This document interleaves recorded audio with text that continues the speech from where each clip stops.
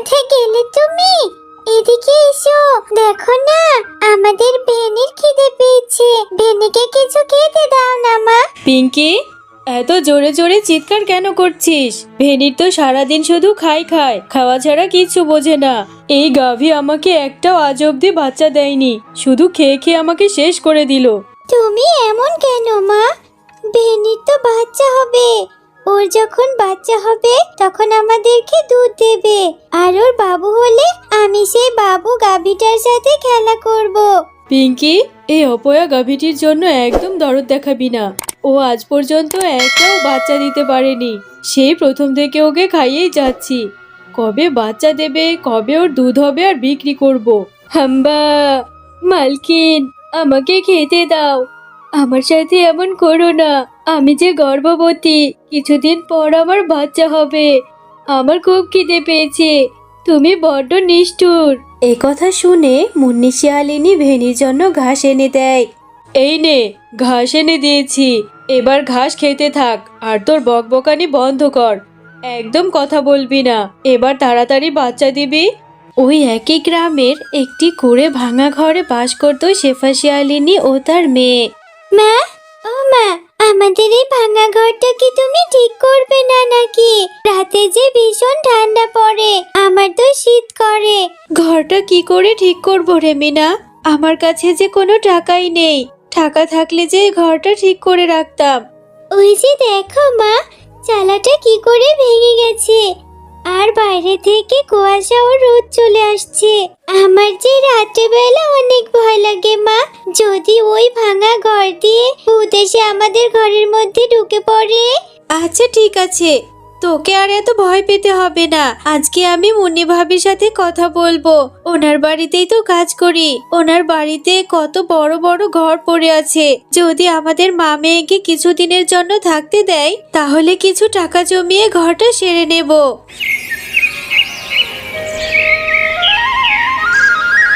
একদিন মুন্নি শিয়ালিনীর বাড়িতে এক বৃদ্ধা ভিক্ষুক আসে, আর সে এসে মুন্নি শিয়ালিনীকে ডাকতে থাকে। কই গো মা, বাড়িতে কি কেউ আছো গো? আমায় একটু সাহায্য করো। আমি বৃদ্ধা ভিক্ষুক এসেছি তোমাদের দুয়ারে। আমাকে কিছু দিয়ে যাও না। মুন্নি শিয়ালিনীর গাভী ভেনু ছিল খুবই দয়ালু। সে তখন তার মালকিনকে ডাকতে থাকে। হাম্বা, মালকিন, মালকিন ভিক্ষুক এসেছে। মালকিন, ভিক্ষুককে কিছু সাহায্য করো। মালকিন, এদিকে এসো। এরপর মুন্নি শিয়ালিনী রাগে ক্ষোভে গজগজ করতে ঘর থেকে বেরিয়ে আসে। এই ভিখারিনী, এই কি হয়েছে? এত জোরে জোরে চেঁচাচ্ছ কেন? আর এত কিছু রেখে তোমার আমার বাড়িটি পছন্দ হলো? আমি তোমাকে কিছু দিতে পারবো না। আমি কি টাকার গাছ লাগিয়েছি নাকি তুমি এসে ভিক্ষা চাইবে আর তোমাকে দিয়ে দেব? মা গো, বড় অভাবে পড়ে এসেছি। আমার যে কোনো সন্তান নেই, ভিক্ষে করেই খাই। আজকে সারাটা দিন কিচ্ছু খেতে পারিনি। আমাকে একটু খাবার দিবে গো মা। আরে আরে, কোত্থেকে যে এসব আসে? আমি আবার তোমাকে খাবার দেব? খাবার কোথায় পাবো? বেরিয়ে যাও, এক্ষুনি আমার বাড়ির সামনে থেকে বেরিয়ে যাও বলছি। আর কখনো ভিক্ষা চাইতে আসবে না। হাম্বা, হাম্বা, মালকিন, ভিক্ষুককে তাড়িয়ে দিও না মালকিন। মালকিন, ভিক্ষুক বড় দুঃখী। ভিক্ষুককে কিছু খেতে দাও মালকিন। ভিক্ষুককে কিছু সাহায্য করো। তুমি কেন এত নিষ্ঠুর? আমার টাকা থাকলে যে আমি ভিক্ষুককে দিয়ে দিতাম। এই ভেনি, একদম চুপ করে থাক। একে তো আমার ঘাড়ে চেপে বসে খাচ্ছিস, আবার ভিক্ষুকের জন্য দরদ দেখাচ্ছিস। আজ থেকে তোর খাবারও বন্ধ। একদম কথা বলবি না। থাক মা, তোমার এত বড় বাড়ি, কত টাকা পয়সা, এই জন্যই সাহায্য চাইতে এসেছি। আমি চলে যাচ্ছি, কিন্তু তোমার দোহাই লাগে, আমার জন্য এই গাভীটিকে না খাইয়ে রেখো না। এ কথা বলে বৃদ্ধা শিয়ালিনী সেখান থেকে চলে যায়। হাম্বা, মালকিন, তুমি অনেক খারাপ। তুমি অনেক খারাপ। তুমি ভিখারিনীকে কেন সাহায্য করলে না? আমার খুব কষ্ট লাগছে মালকিন। এই ভেনি, একদম বেশি কথা বলবি না। বেশি বকবক করবি তো তোকেও বাড়ি থেকে বের করে দেব। দিব্যি খাচ্ছিস, দাচ্ছিস, ঘুমোচ্ছিস, আর আমার খেয়ে আমার সাথে বেয়াদবি করছিস। তোমার মতো নিষ্ঠুর মালকিনের কাছে থাকতে আমারও ভালো লাগে না। আমি যে গর্ভবতী, আমার বাচ্চাটা হলে আমি তোমার কাছ থেকে অনেক দূরে চলে যাব। এই তো মুন্নি ভাবি দেখছি এখানে আছে। ভাবি, আমি আপনার কাছে একটু সাহায্য চাইতে এলাম। আমার ঘরটা যে ভেঙে গেছে, কিছুদিন যদি আপনার বাড়িতে আমাকে থাকতে দিতেন, মেয়েটাকে নিয়ে বড্ড সমস্যায় পড়েছি। শেফা, ভাঙা ঘরে থাকিস অথচ দিব্যি সেজে গুজে ঘুরে বেড়াস। তোর বেশভূষাম দেখে তো মনে হয় তুই কোটিপতির বউ।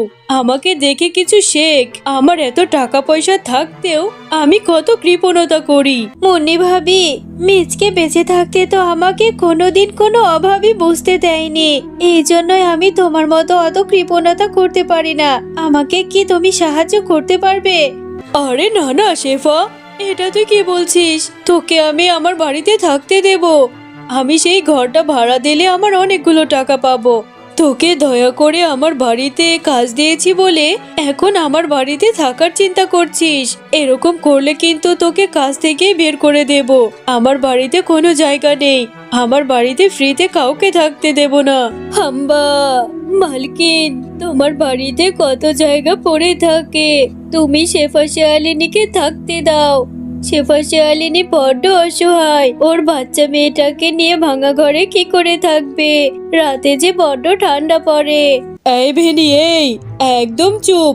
একটাও কথা বলবি না। বড্ড বার বেড়েছিস, তাই না? আমার মুখে মুখে কথা বলছিস। আমি কি করব না করব সেটা তোর থেকে শুনবো। আজকে তোকে আমি মেরেই ফেলবো। হারামজাদা গাভী, আমার খেয়ে আমার পরে তুই আমার উপরে মুখে মুখে কথা বলিস। আরে আরে মুন্নি ভাবি, আপনি এটা কি করছেন? এই গর্ভবতী গাভীটিকে মারবেন না, দয়া করুন। ওর পেটে যে বাচ্চা, ওকে ছেড়ে দিন। হাম্বা, মালকিন, তুমি আমাকে এভাবে মারলে। আমার পেটে যে বাচ্চা, আমার খুব কষ্ট হচ্ছে। তুমি অনেক খারাপ, তুমি অনেক লোভী। তোমার ভালো হবে না। আমি তোমাকে ছেড়ে চলে যাব। হ্যাঁ হ্যাঁ, চলে যা। তুই এক্ষুনি আমার বাড়ি থেকে বেরিয়ে যা। তোর এই ন্যাকা কান্না আমার একদম সহ্য হচ্ছে না। আমার খেয়ে পড়ে আমার মুখে মুখে তর্ক করিস। তোর মতো অপয়া গাভীকে পেলে আমার কোনো লাভ হচ্ছে না। মুন্নি ভাবি, আপনি বড্ড নিষ্ঠুর। আপনার মনে কোনো মায়া দয়া নেই। এই গর্ভবতী গাভীটিকে এভাবে কেন মারলেন? ভেনি, তোর কোথাও যেতে হবে না। তুই আমার সাথে চল, আমার সাথেই থাকবি। হ্যাঁ, যা যা, নিয়ে যা ভেনিকে। নিজে ভাত পায় না, আবার ভেনিকে খাওয়াবে। মা, তুমি কোথায় ছিলে?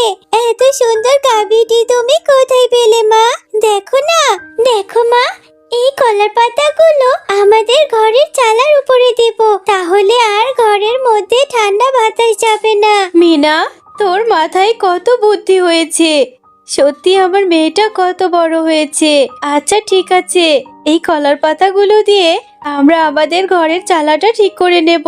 আর ভেনিও আমাদের সাথে এখন থেকে থাকবে। হাম্বা, শেফা, তোমার মনটা অনেক ভালো। দেখবে আল্লাহ তোমাদের সহায় হবে। আমার যদি সামর্থ্য থাকতো আমি তোমাদের সাহায্য করতাম। আল্লাহ, তুমি শেফা শিয়ালিনীদের ভালো করো। এরপর শেফা শিয়ালিনী সেই কলা পাতাগুলো দিয়ে তাদের ঘরের চালাটা ঠিক করতে থাকে। মা, দেখো, আমাদের ভেনির কত সুন্দর একটা বাচ্চা হয়েছে। কত মিষ্টি দেখতে। আমি এখন থেকে রোজ রোজ গাভীর দুধ খাবো আর ভেনির বাচ্চাটার সাথে আমি খেলা করব। হ্যাঁ রে মিনা, এখন থেকে ভেনির দুধ বিক্রি করে আমরা আমাদের সংসারটা চালাতে পারবো। আর আমাদের ঘরের চালাটাও ঠিক করে নিতে পারবো। আল্লাহ বোধহয় আমাদের মুখ তুলে তাকিয়েছে। এরপর শেফা শিয়ালিনী ভেনির দুধ দোহাতে থাকে। আর হঠাৎ করেই ভেনির দুধগুলো সোনার দুধে পরিণত হয়। মা, দেখো, ভেনির দুধ তো সোনার দুধ হয়ে গেছে। এতগুলো সোনা, এই সোনা এখন আমরা বাজারে বিক্রি করব, তাই না মা? কিন্তু আমি ভেনুর দুধ কি করে খাবো? আরে মিনা, আল্লাহর দরবারে শুকরিয়া। আল্লাহ যে আমাদের উপর দয়া করেছে। এই সোনাগুলো বিক্রি করে যে আমরা লক্ষ লক্ষ টাকা পাবো। তখন তোকে অনেক দুধ কিনে দেব রে।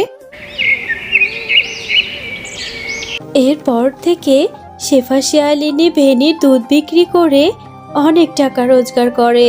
আর তারা অনেক বড় বাড়ি এবং গাড়িও করে।